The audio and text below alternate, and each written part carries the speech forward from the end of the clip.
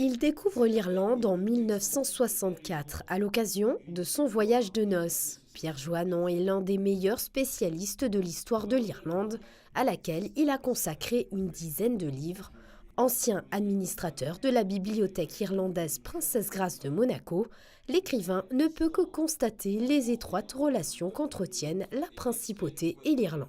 Elles sont excellentes pour une raison très simple, c'est que la princesse Grace, comme vous le savez, avait du sang irlandais, son grand-père était irlandais, et elle a toujours gardé cette marque irlandaise, elle était très irlandaise, elle retournait souvent au vieux pays, elle avait racheté la vieille ferme abandonnée de ses arrière-grands-parents, et le prince Albert, son Altesse Sérénissime, le prince Albert II de Monaco, est resté très attaché, comme sa mère, à l'Irlande. Il y va souvent, il est très concerné par l'Irlande, il soutient les initiatives de la bibliothèque irlandaise Princesse Grace qui a été fondée par son père. Pierre Joannon souhaite rendre un hommage particulier à Michel Déon, avec qui il avait noué des liens d'amitié dès le début des années 70.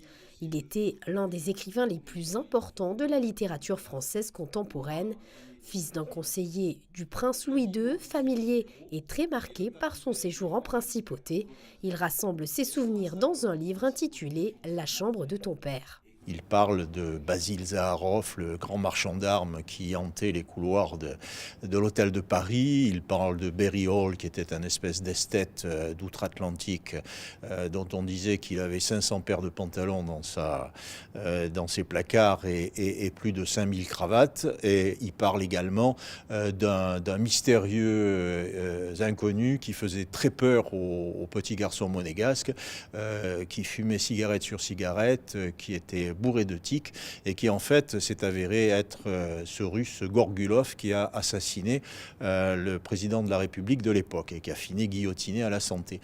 Donc il y a une galerie de portraits, il y a tout un ensemble d'évocations des lieux de Monaco qui montrent que Michel Déon a été très marqué par ce séjour à Monaco. Prochain rendez-vous pour le Théâtre des Variétés, On meurt si on veut, une pièce émouvante et joyeuse à la fois, le samedi 27 janvier.